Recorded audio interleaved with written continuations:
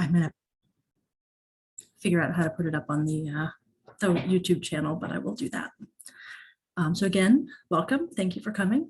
Exciting to see a whole bunch of people out there who want to learn something about Illustrator. I am a product designer. I work in a tech company making the data visualizations for the products that we create. And so what I do in my day job is a whole lot of sketching. I put the, we work with product to identify what the product needs, what the charts are going to be. I will sketch those up in a lot of detail to make it very clear what they need to do. I'll give a full spec for all of the itty bitty details of all the style and spacing and all that kind of stuff. But then I hand all of that off for a developer to actually build.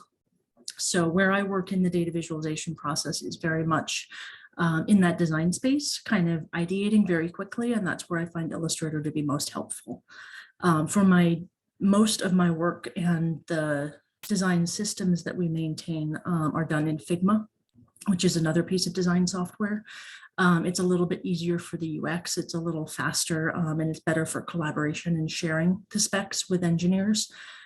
So I will tend to do a lot of my quick and dirty stuff in Illustrator because it helps me think. And then as we get closer to something that we're going to productionalize, I'll move over to Figma and publish it there. So just to kind of give you a context for where I use Illustrator in the day-to-day. Any questions or comments on that?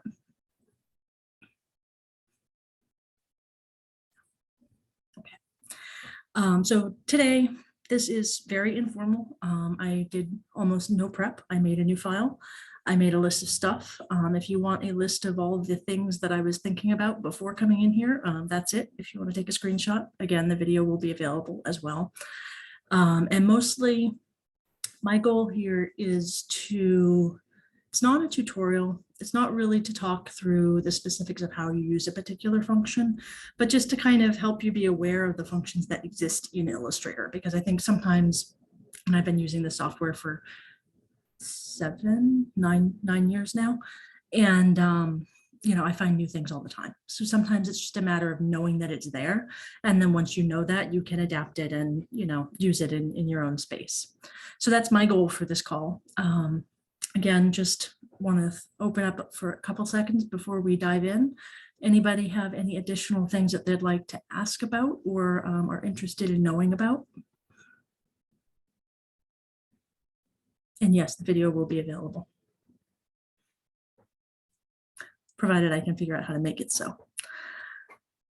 All right, so as I said, I'm working as most of the time as a product designer, but even for the things that I do on my own personal stuff, within each project, I will usually have some kind of a style guide that I'm working toward.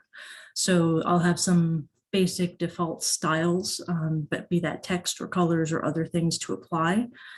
So those are usually the first things that I set up for a new project. And that's super easy. So let's just come in and say we want to make some test text. And I'm going to come over here to my characters panel. Oops, I moved you over here. Come over to my characters panel and actually make this a style rather than just a simple text object, because I could just leave it as text and use the controls up at the top of the page to actually set all the different parameters, but that won't allow me to edit in the same way. So instead I come into the normal character. I'm going to hit new. There we go. It's going to give me a character style. We're going to call it test.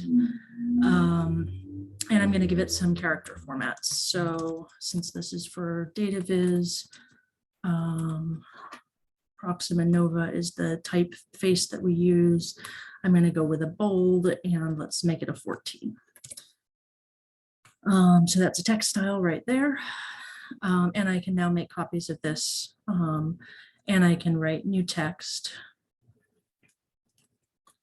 and then apply that style to it. Oops. So I'm just going to select here, apply that style to all of these guys. So the nice thing about text styles as opposed to other things is that if you decide to change it later, you can do that. So if I come in here and say, well, actually that bold is a little bit too bold, really what I want is something like a medium instead. I can do that, and when I do that, it automatically applies everywhere that I've used that text style. So it saves a lot of time in terms of just going in and finding things and updating them later, and it makes sure that everything is applied uniformly as long as you always use the appropriate style. And you can have tons of different styles in here. There are paragraph styles, there are character styles, lots of different things. So that's a good basic tip, is instead of styling your text directly and having to change it every time, just set up a style. And those styles can also be saved to Adobe Creative Cloud. I don't use that right now, but it's not hard to set up. And then you can have a style library that you can share across all of your different files. So that is fancy trick number one. Fancy trick number two, you can do a similar thing with color. So I'm just going to make this square green. And then I am going to switch my select mode there. And I'm going to make a new green. So I'm going to do that over here, just double clicking on it and maybe pulling something in that's a little bit more tealy rather than blue-green. Yeah, something like that, sure. So now I have one color that came from my base swatches and one color that I've created that's a new swatch. This is my unique special design color of the day. And when I do that, now that this object is highlighted, I can come up here and make a new swatch. When I do that, it'll give me the colors. If I want to adjust these, I can do that. So I say, oh, wait, I want it to be a little bit more yellow. I can adjust as I want. And then there's this little thing called global here. And this is a very cool thing that Illustrator does that not all other software does, which is that a global color, in the same way that your text style changes, anytime you update your text, a global color will change the object every time you update. So I'm going to make this one global. Say okay. So it's kind of an ugly green now, but that's okay. And let's make a couple of them. Boom, boom. So now we've got a few in the drawing. And if you look up here, this little cutoff corner is how you know it's a global color. All your global colors will have that little indicator on them in the swatches panel.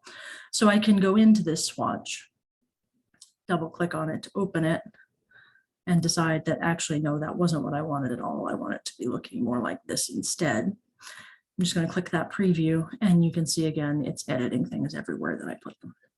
So if you're going to use sort of a similar set of colors and styles across your whole document, if you set up a few things in advance and then do your sketching, it makes it very easy to update and change those things later. So I highly recommend global styles for both your colors and your text. And again, you can save these and copy them from file to file as well. I'm just going to check in on the chat here for a sec.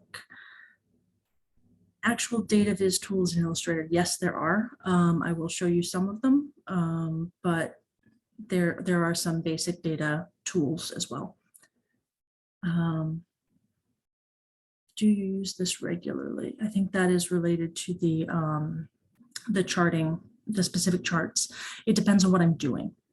If I am working on something that I'm just sketching up conceptually from scratch, I will probably just go straight and make the chart myself. But if there is something that I want to be reflecting data more accurately, I will use the charting piece. And maybe actually we can just kind of go straight into that, because why not? We don't have to have an order today. Let's see. So if you come over here, if you long click on things, that's how you open them. There's a whole set of different charts you can pick. So I'm going to pick a bar graph.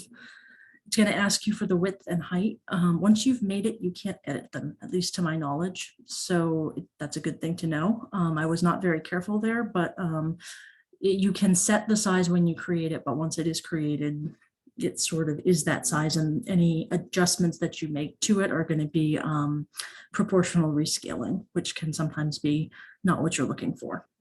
So if you have a fixed size that you need in advance, think about that up front before you make your charts. So then you can just put in values. And then hit enter, and it will give you a chart. And then you can style that chart from there. So there are a whole bunch of things that we can do in that. We could come back to this guy a little bit later, but you can just make a chart pretty simply. I have a couple of different things set up here because of some other explorations that I was doing, like the double axis and stuff. That's not on by default. But you can come in and do that. And then you can also, I think, is it a right click? Yeah, right click on it, go back to that data, and you can edit and check, and then your value should change.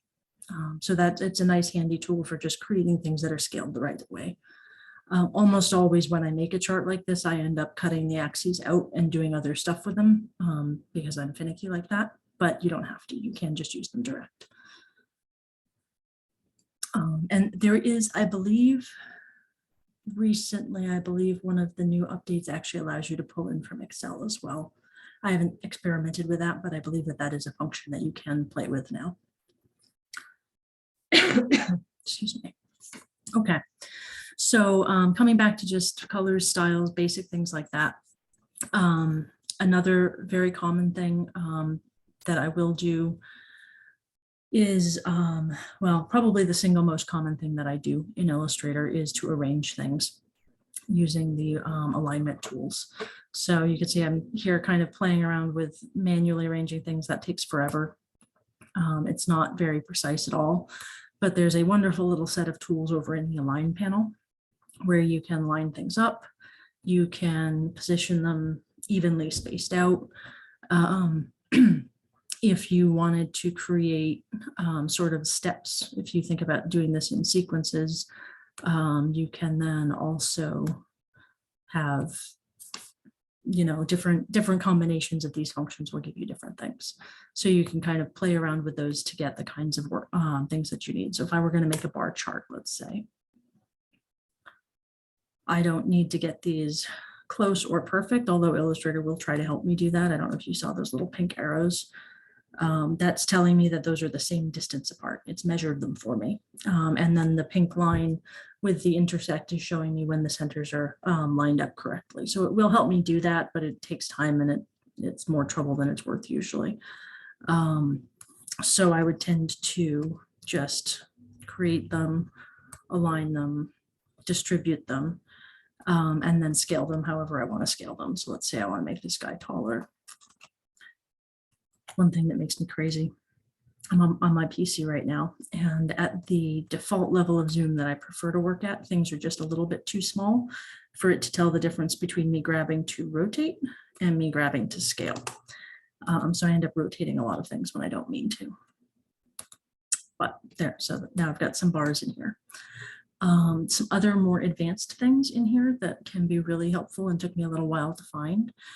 There is this distribute spacing that allows you to do it either by a pre-calculated amount or as an offset of something else. So I'm going to choose to align to a key object, and then now tell it that I want things to be 1/2 inch apart, distributed this way, or 1/4 inch apart, distributed this way, or whatever.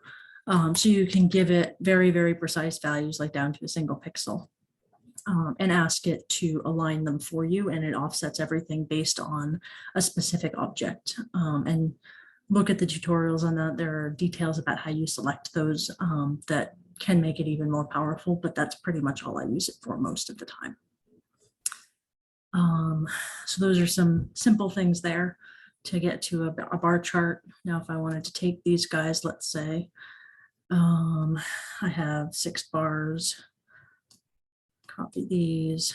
I'm not going to spend any time aligning them. I'm just going to plop them like this, put them all on top of each other, put one over here, and distribute. And I'll kind of just iterate my way into what I want there. So it can be very fast. It's probably the thing that I rely on Illustrator to do the most that other software cannot is the power of its alignment tools, which is kind of a crazy, silly little thing, but it helps a lot. Another thing you can do, so let's say I want these guys, they're really going to be text, so they're going to be longer.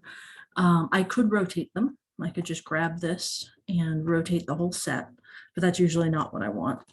Instead, I really want to transform each one of them. So if you come in here, that was a right click, transforming, you can then come inside and transform each. So move, rotate, reflect, those are all going to apply to the whole set of the selection, but transform each is going to allow you to grab each individual one of them and do stuff to it. So in this case, let's rotate them by 45, negative 45 degrees. And then you can preview and you can see that it is applied to each one of them. So again, a little thing to save a little bit of time sometimes, to just do those things in bulk instead of doing them one at a time. It's over. And again, if I decide, oh, I don't like the color of these or I don't like the style, I can go back to my text styles and just adjust them and fix it. You think anything in there? I think that's probably most of it for the alignment stuff.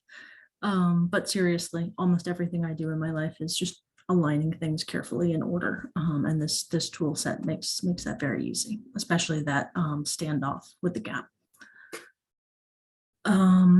Let's see. We could also sometimes, depending, not in this particular thing, but sometimes also gradient editing is useful. This is one that I use a little less often, but is handy to know about.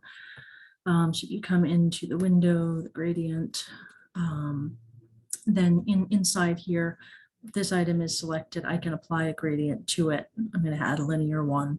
I can add multiple handles if I want, which I always forget how to do. There we go. Clicking outside of them, and it will also allow me to change sort of where the gradient lies and where the stop points are. So if I want to adjust how those colors are related to each other, that can be a handy thing, which I would use in sketching if I were thinking about a color palette, a sequential color scale. But in most cases, I wouldn't do that quantitatively. I wouldn't do anything quantitative in here most of the time. But it is handy for sketching out, like we could apply a gradient. Here's what that gradient could look like. And then you can also click on each of these, I believe. Yeah, so it's doing it, and then it's, there we go. You can click on each of those to change the colors that you're going between. So you could go from gray to purple, let's say. These are very tricky to click on. Not necessarily super findable. There we go.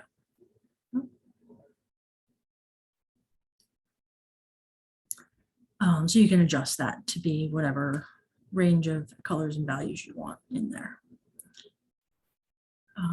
And then, of course, you could apply that, which it looks like I maybe applied to the stroke instead of to the fill. So that's actually a good moment.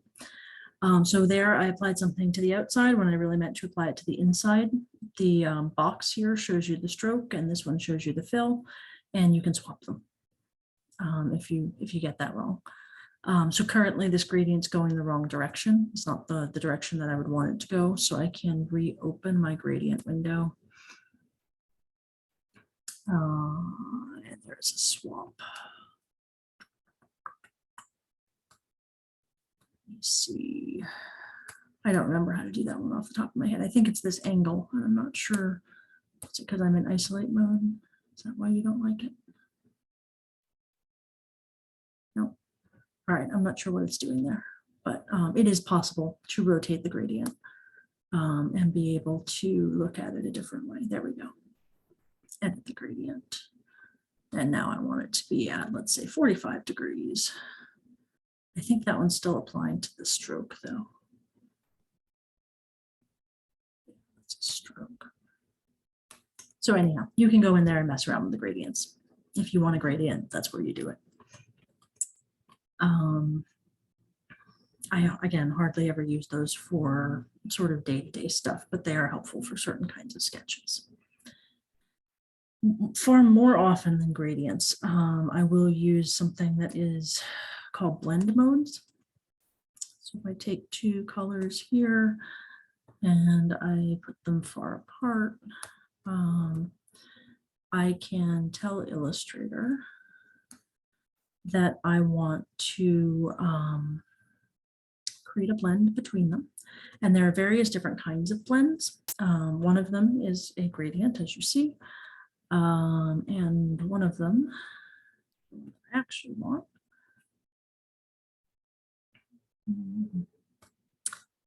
is, so this is a smooth color, which is a gradient.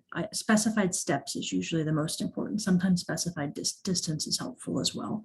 So there, I don't want 200 steps. I want 10 steps, let's say. All right, let's go ahead and hit OK. There we go. So there, what I'm getting instead, and this is a little crunched, so I'm just going to expand it to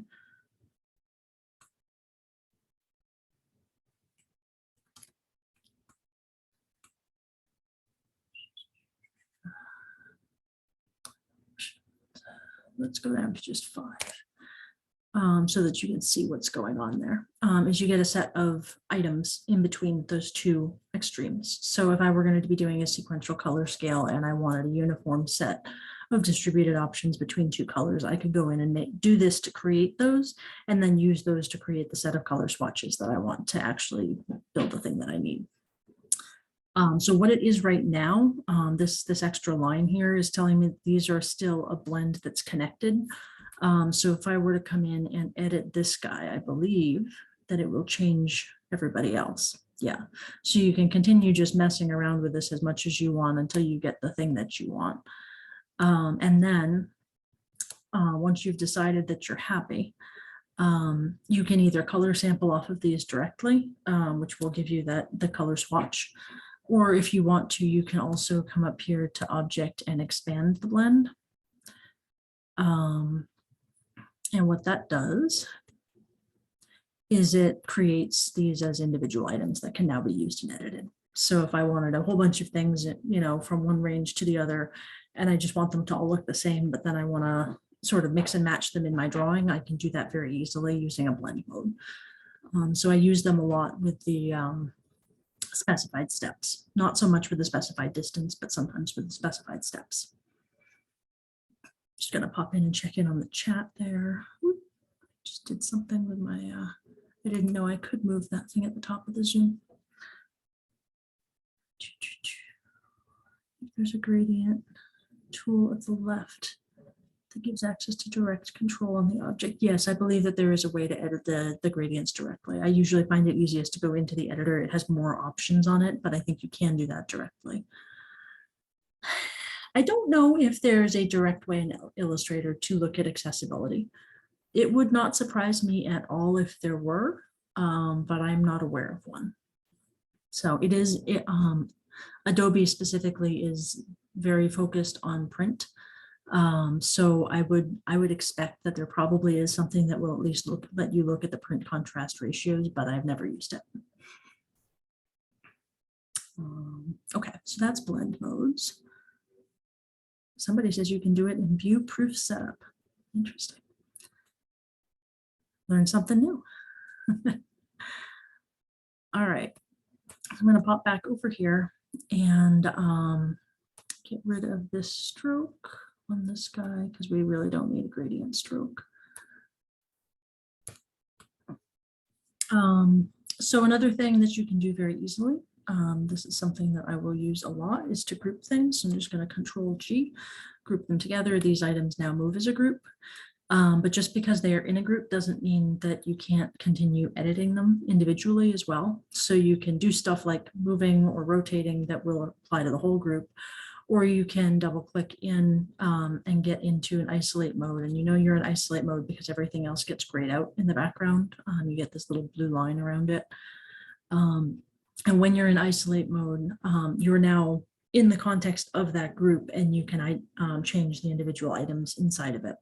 So I could come in here and just change the color on that one bar if I wanted to. So it gives you a way to continue editing things while also having units that you can use as part of your drawing. I can copy those around. While we're here, hold on just a second. While we are here, I am going to go ahead and also talk a little bit about layers, because I think those are another very useful thing, and artboards. So I'm going to zoom out, go into document setup, create myself a new artboard. And if you want to, you don't have to, but if you want to, you can come into the artboard panel and name those, which is helpful for stuff we're going to do. I can show you later. So let's say, very creative with my names when I'm doing this sort of thing. So I'm just going to do that, make it call it test artboard. And then I'm going to go ahead and drag my chart in here.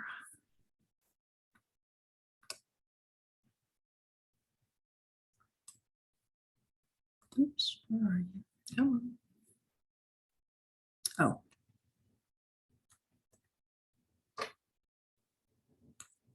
It somehow thinks that I am still in artboard editing mode.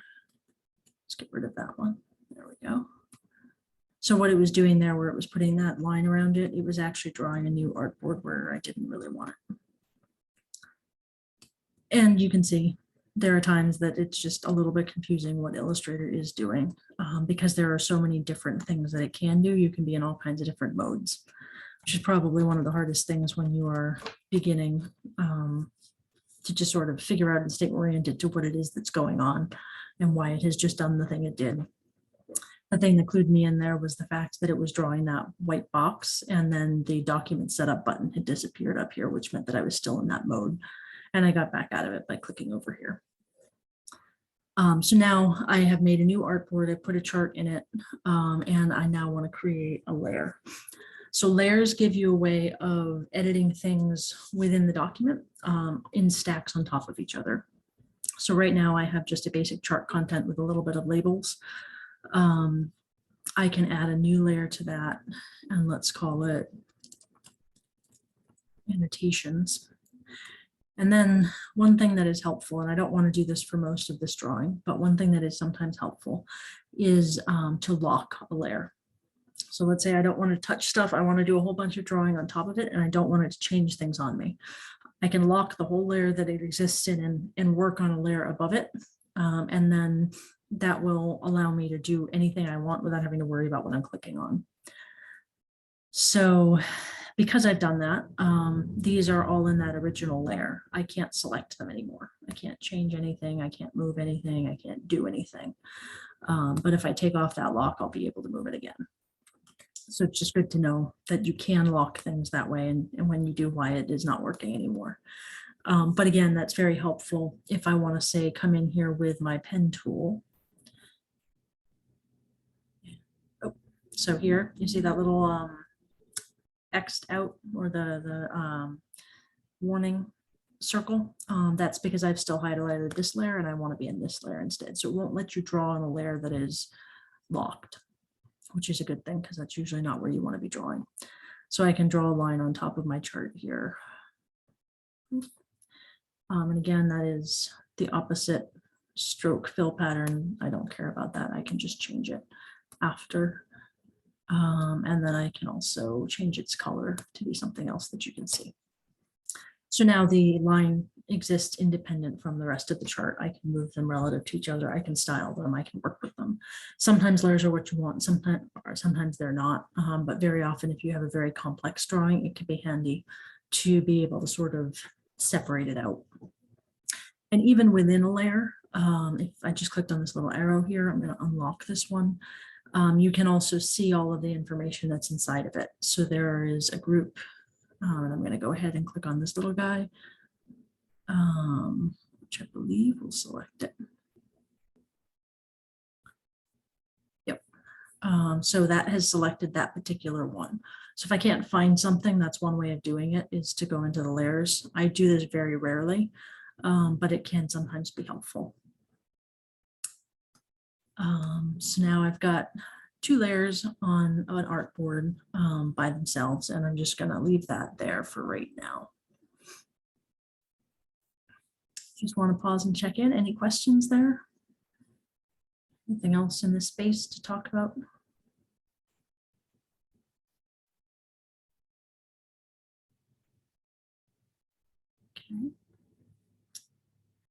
All right, so let's see, what have we done? Groups, isolate, select and edit, those are good. All right, so let's talk a little bit about paths. So what I've been doing so far is just basic shapes.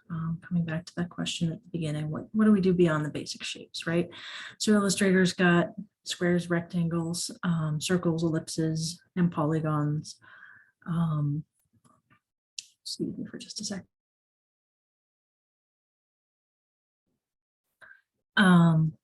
And so I can go in here and create whatever set of basic shapes that I need, but very often you need something that's much more than a basic shape. So a lot of times I'll end up actually modifying off of something in the basic shapes. So I want a rectangle, come in and make the rectangle, but then I might switch to the other kind of selector. I think this is called the direct selection tool. I'm not actually sure what it's called, but it allows you to edit individual points. So what I just did there, I had a square with all 4 points selected. I can edit just these two by selecting these two, and I can tell that they're selected because they're blue and these are white. And once I've done that, I can use the mouse keys to adjust them and move them around however I want. So that's one way to do things. And again, let's say I do something like that and I decide I actually want them to line up. Still, notice they're both blue. I have those two things selected. These guys are not. I should still be able to come into the align panel and put them back in place. So this is where that can get very handy, is to be able to sort of adjust the individual points within a drawing really easily. And then I can change. Apparently don't have a stroke on that guy. Let's see, where are you?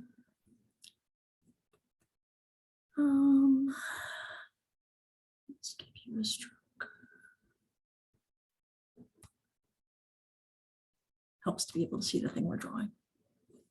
So again, you can sort of switch up which ones you're working on and align them differently depending on what you're trying to do. So that's one way of getting just some slightly more advanced shapes out of the basic forms without having to do very much. Another thing you can do once you're into this direct select mode is to pick an individual point and to change the kind of point that it is. So for most of the shapes, they will start out as corners, which have specific kinds of handles attached to them, but you can change it from a sharp corner to a round corner. And then once you've done that, you can also edit the handles. And so you can start just sort of drawing things however you want to, and you can adjust these in a lot of different ways.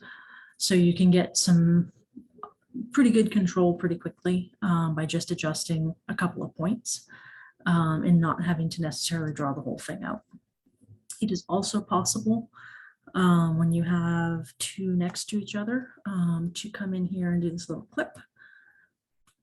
And then that actually snips them apart. And the way I did that, because I had both of the ends selected, it's going to cut out a line segment. So I can remove a piece of the shape that I've just created if I want just a piece, or I can go back and I'm just going to undo for a minute until I get to where I want to be. Come in, select an individual point instead of 2 points, selecting just 1 point, snipping it. And now I can move those two ends around independent of each other. So I can cut a shape open and do stuff to it. If I've done that and I decide that I actually want to put them back together, I can take those guys and there's this little join guy. You can reconnect those two endpoints again. So you can take a shape, cut it apart, move it around, and then put it back together again, depending on what you're trying to do as you mess around with your different forms and figuring out what you want. That's probably the majority of what I do with handles in this sort of basic shape context. But I do a lot with them. I have a project I'm working on right now where I am trying to draw a Sankey. So what I'll often do there, let's actually build one of those. I will probably start with some guides. Go into my base. I'm actually going to go into my annotations layer and do this a little bit backwards for the sake of being able to edit again later. So just going to make a line, another line, I'm going to lock those guys. Those are just guides to help me draw. And then I'll make some new lines in the other layer. If you hold down Shift while you try to draw, it will lock it to the angles that you are most likely to care about. So I can have any angle I want if I don't have Shift held down, but it will snap to a 0 degree or a 45 or a 90 for me if I hold it down. So if I want something that's actually flat, just hold down Shift.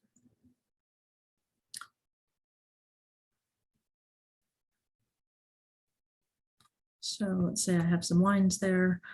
I'm just gonna, you can tell I really like aligning things. It's the designer in me, I have to get things lined up nicely. So I've got those all in, they're all aligned. Because the bottom layer is locked, I don't have to worry about editing that one by mistake while I'm doing this. But I can come in here, again, select my direct select. And when I do that, I will select only half of the points in those original lines. So I can now sort of give them a different shape. And that's actually a good one. Let's do some adding anchors. So I can come in here because my line was selected. I've added a new anchor point in the middle of it. Do the same on this one. And actually I want 2 anchor points, not 1. Let's do that. And what that's doing me, and actually I'm just going to go ahead and get rid of those. Nice thing about being able to just copy and paste quickly is that if you decide halfway through you want something else, you can just get rid of it.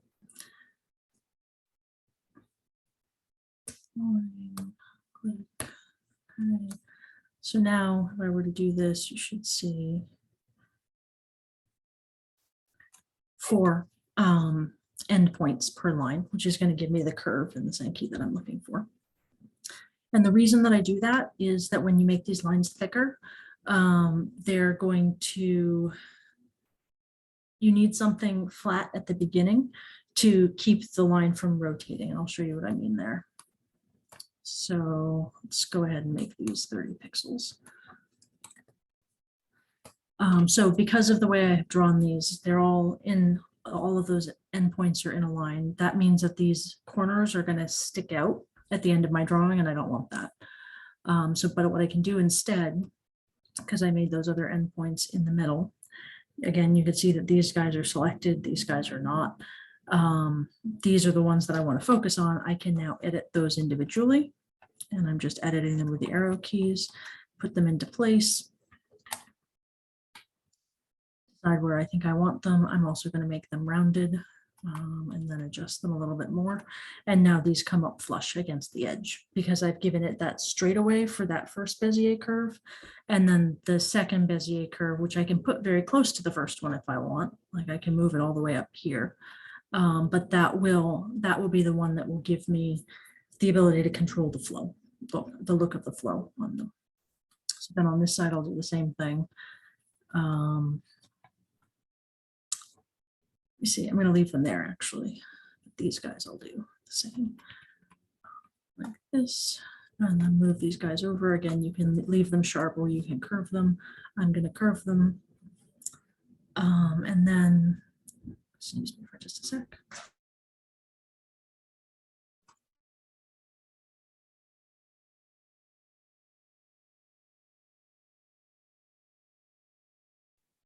Fight with Zoom to get myself off mute again. And then you can also apply, I believe, the positioning to the handles. So I'm going to select the individual handles within the curves. Oops, not the curve, the handle. So you have to be very precise in your clicking here. Come on. So once I have my handle selected, I can also adjust the specific position of those curves pretty easily. So these guys, here. Just going to align those so that they're flat. And you can see that I have a problem there because my Bezier is not flat, so I need to flatten that guy out again. Same deal over here. Going to align these guys. Make them flat and then adjust my Bezier to come back into place. And the reason I do that is that it makes it a lot easier to manage how these all line up once you get into the details. Because now I can adjust. I can adjust just my handles. So I'll pull this handle out and this handle out. And then I can pretty much do anything I want with those curves and not have to worry about how they line up across the chart. So it makes it easier to sort of comb these things out and keep track of them. Oops, I meant to delete the whole thing there, but because I was still in the direct select mode, it selected just the two middle ones and then deleted them out the endpoints, which wasn't exactly what I was going for, but it's an interesting other effect. So then here, if I want to reflect that, let's say I want to flip them over. There are some transform tools in here. I can pick if I want to do it horizontally or vertically. Vertically is fine. I might align these things. I might use my align tools to put them 0 pixels apart so that I'm sure that they're not overlapping at all. And then I can also come in, and as long as I select both of these together and adjust them, I can move the curve around as much as I want. And I can adjust the thickness of the curve.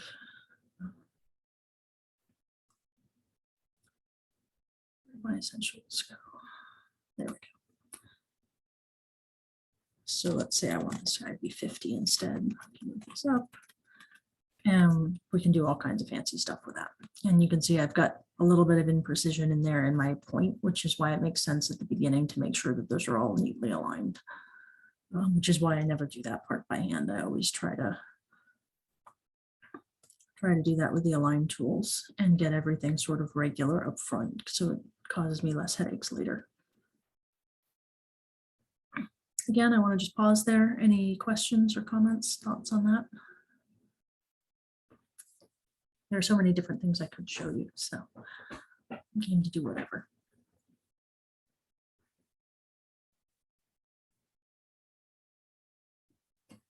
Okay. Another thing I would normally do for Sankey's is to apply opacity. So just come in here and make them semi-transparent so that you can see when they overlap each other.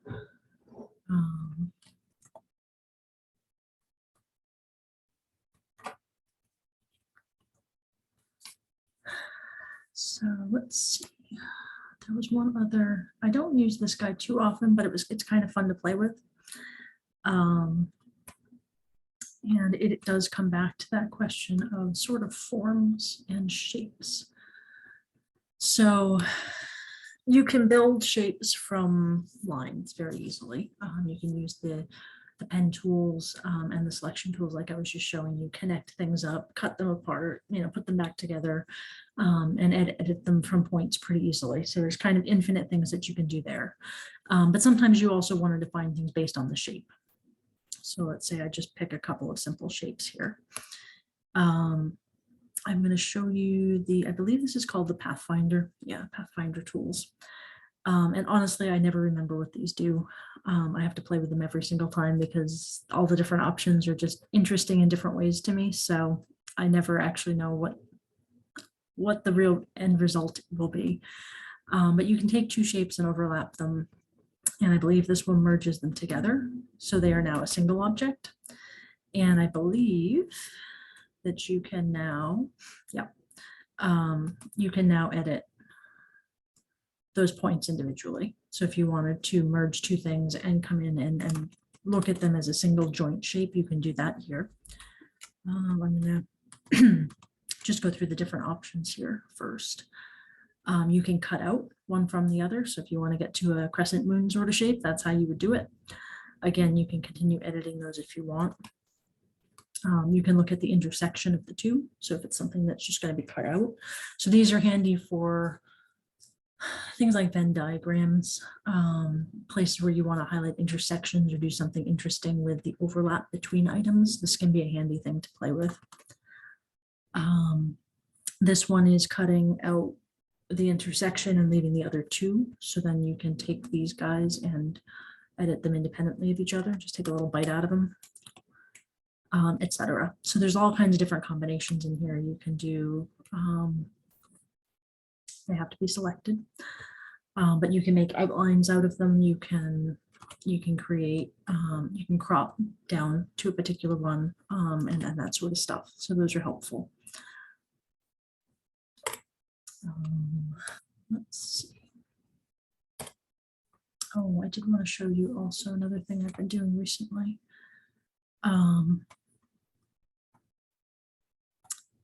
So this is a circle, very simple circle. I'm going to make it into a path. And then I'm just going to come in and play a little bit with adding new items, new endpoints to it. So the item is selected. I'm going to pick the pen tool and then just come in until I see that little path and put a point and a point. And now I'm going to put one in the middle.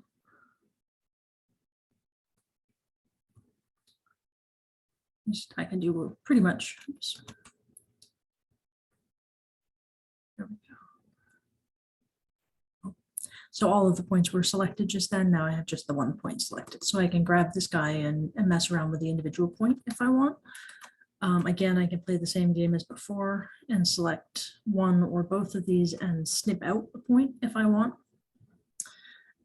So one thing that I did recently is working on a set of concentric circles where I wanted just the arcs. So I would come in and make the circle, and then I would just chop out the pieces that I wanted from it.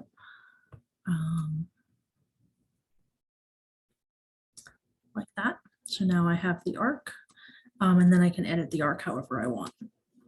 So that's one way also of getting sub shapes and being able to play with those. And then of course you can make them bigger. In that particular case, what I was looking to do was I had sort of 3 concentric rings, and then I was looking to slice them into segments. And so I went in and cut out the individual arc segments, and then I'm able to color and style those differently and get the visualization that I want. So I had kind of a set of these. And normally I would recommend scaling them before you cut, because it's a lot easier to get the circles lined up perfectly before you cut them than after you cut them. Once you've chopped, the transform functions apply a little differently because it's not constrained by the whole shape, but you can kind of make your sequence of items. So you can kind of get a sense there.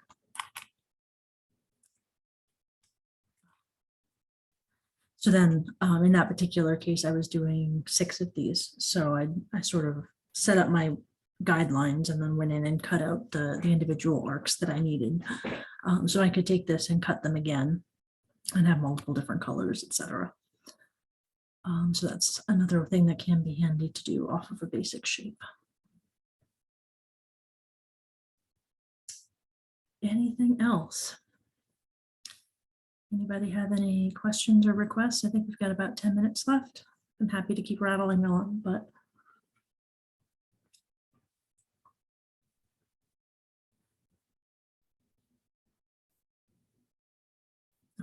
Okay. You guys are shy today. Oh, I think I just saw something in the chat. I'm glad it's helpful, Marina. Lots of little tips and tricks that you find in the most random places. So let's see, let's go through my list and see what we've talked about. We've talked about textiles and global colors. That's good. Gradient editing. Yep. We haven't done patterns and symbols yet. That might be a good one for today's theme. So we come in and just make some lines. Probably not that thick of a line.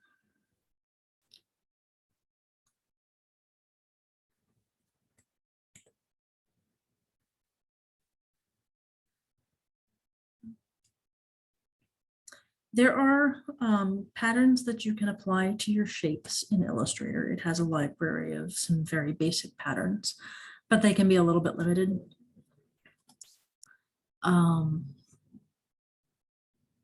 This is something that I use very occasionally when I want to add a texture to a shape. So you can take any set of objects you want. In this case, you can see I've made some very fancy lines here. And then go up to Object, Pattern, and make a pattern out of it. And when you do that, yeah, thank you, it will put it into the swatches panel. And basically what that does is it allows you to then apply that thing that you just did as a pattern across a set of objects. And it has these different tiling parameters that it's showing me here. Hold on a sec, you guys are on top of it. Let me move you over here. So size the tile to the art. You can come in and mess around with these. It will give you slightly different versions for how you add them and how you relate them one to another. And this takes some time to set up nicely and to get well set up.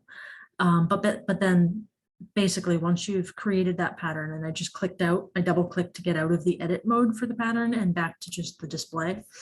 Once I've done that, I can come in and make a shape. Wrong layer.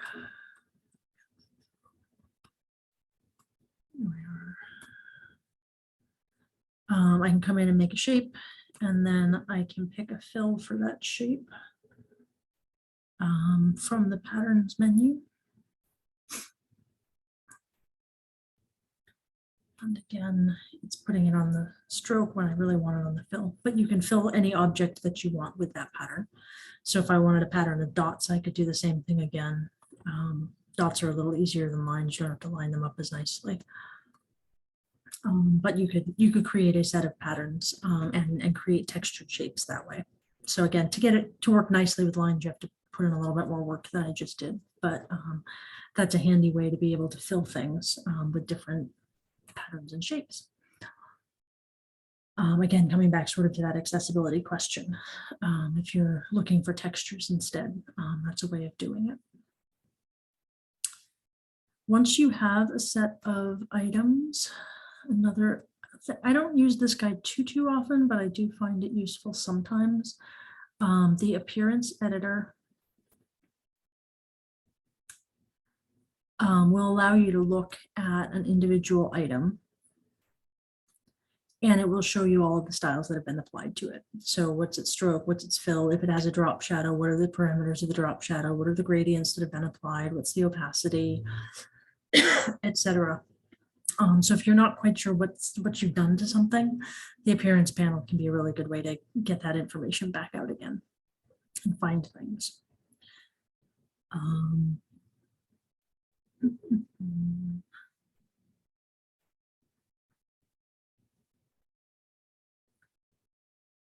All right. Oh, that's another good one. What time? Where are we? Yeah, 1:20. So another thing that you can do, coming back to, I'm gonna play with curves right now. Make a curvy line. Right now, it's set with the fill on instead of the stroke. In this case, I want it to be the stroke, so I'm just going to turn it around so that it is. And then I'm just going to grab a whole bunch of text from over here.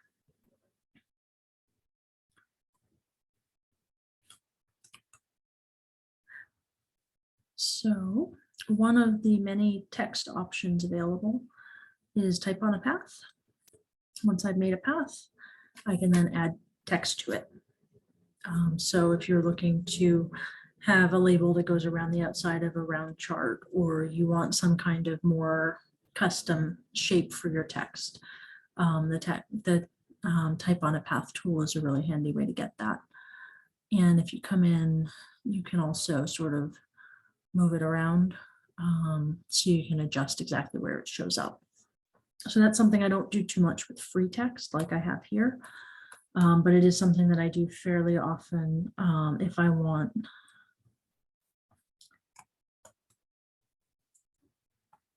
if I want a circular label.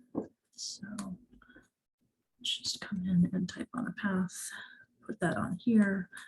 And then again, coming back into the direct selection tool, these are a pain in the neck to select. I don't even know what all of the things do, but you have to really mess with them a little bit. And there's lots of undoing. These little blue lines at the beginning are sort of the mark lines for where the text starts. And if you hover to just the single pixel where that thing turns black and you get the little arrow, then it will allow you to move the location of the text. If you don't get it quite right, it will do lots of other things. So it's just kind of a matter of practice and figuring out, but that's a good way, again, of adding circular labels to things if you have non-regular charts and shapes. There was something else I was just,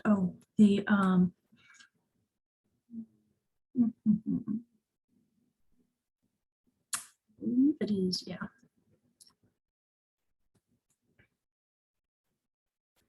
To figure out how to get the type on a path options to turn on for me. So you can see it's here. I want it. I'm not quite sure why I can't have it. A little bit of a puzzle. Yeah, I know I need a path. Thank you. Maybe it wants me to select it. It's always a little bit of a game. Like, how do I get you to give me the thing I want that I know you can do? So there are several different options for how you can do these. You can also flip it so that it's inside instead of outside. And you can adjust the baseline definition to show what it's connected to. So the ascender is going to look for the tallest point in the text and set it relative to that. The descender will look for the lowest point in the text. The baseline will obviously look for the baseline, and the center will look for the center. So there are different, depending on what you're trying to do with your labels, I find that I often want something very specific there, and being able to come in and mess around with those settings is helpful. So I think, looks like we are at time. I could do this all day, clearly. Great, I'm glad it's helpful. Are there any questions? We are at time. Any last minute things or things you wanted to see quickly again?